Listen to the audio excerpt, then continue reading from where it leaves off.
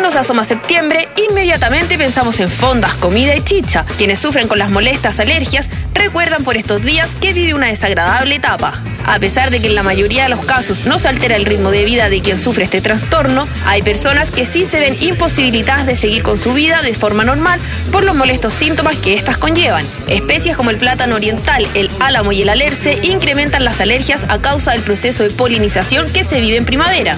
Incluso en el tercer trimestre del año aparecen las causadas por plantas a ras de suelo como lo son pastos y malezas. Otro punto importante es el efecto del polvo en este problema. Este elemento agrupa pequeñas partículas en suspensión y es allí donde aparecen los ácaros, insectos de tamaño microscópico, principales causantes de las alergias. La reacción suelen causarla el huevo y las heces del ácaro. Estas partículas son tan livianas y minúsculas que al mínimo movimiento son distribuidas por el aire e inhaladas por las personas.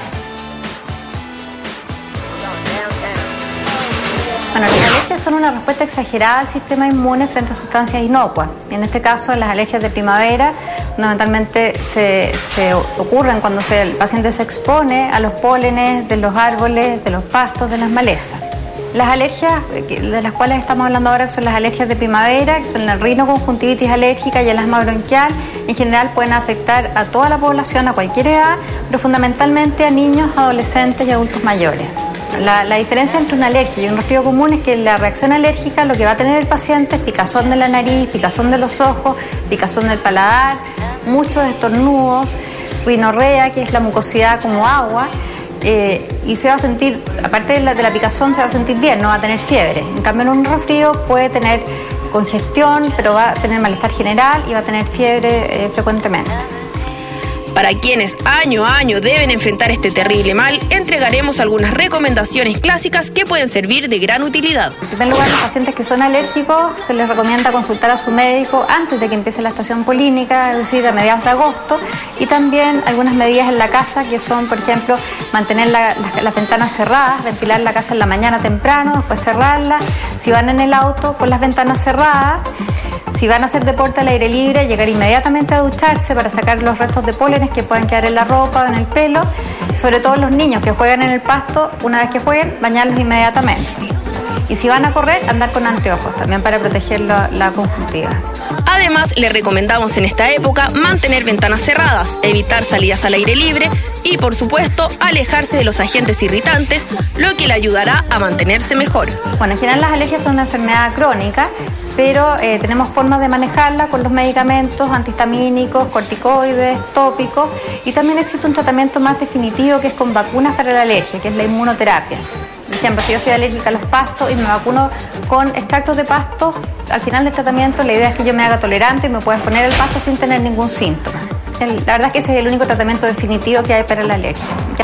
Los niños también sufren de alergia, al igual que los adultos. La secreción en la nariz y la tos también los hacen sentir con un ánimo más bajo.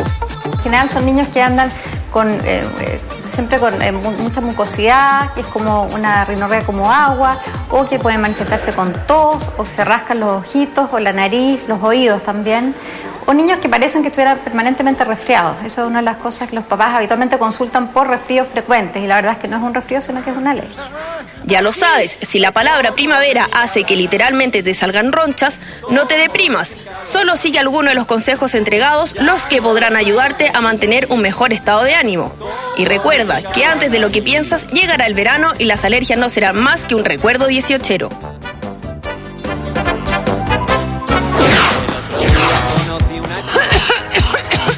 Yo no sé, estoy muy sugestionada, pero de verdad empecé a ver las plantas moverse, como que el polen llegó acá.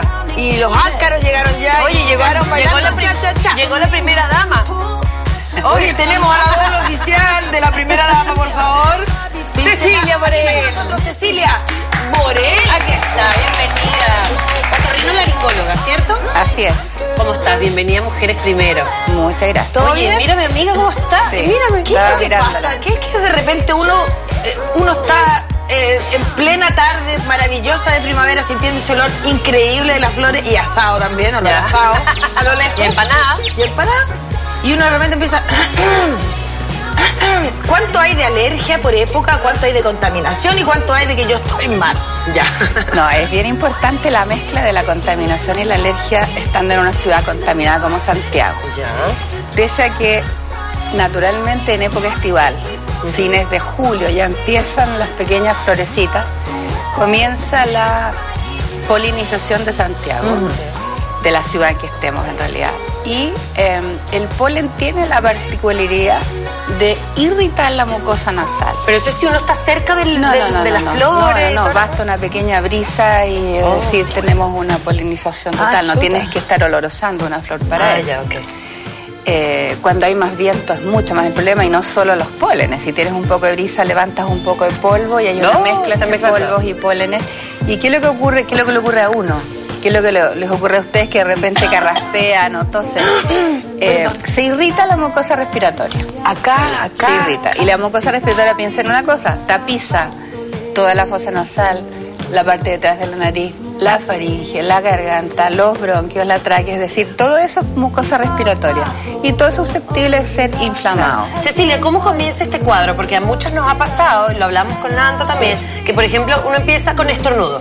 Estornudas 2 días y dice, tengo alergia, porque no tiene ningún otro síntoma. Claro. Y de repente comienzas como con la tos y como con la garganta atorada, que así estamos las dos ahorita. Y no es mentira. Entonces no sabemos si tenemos gripe o alergia.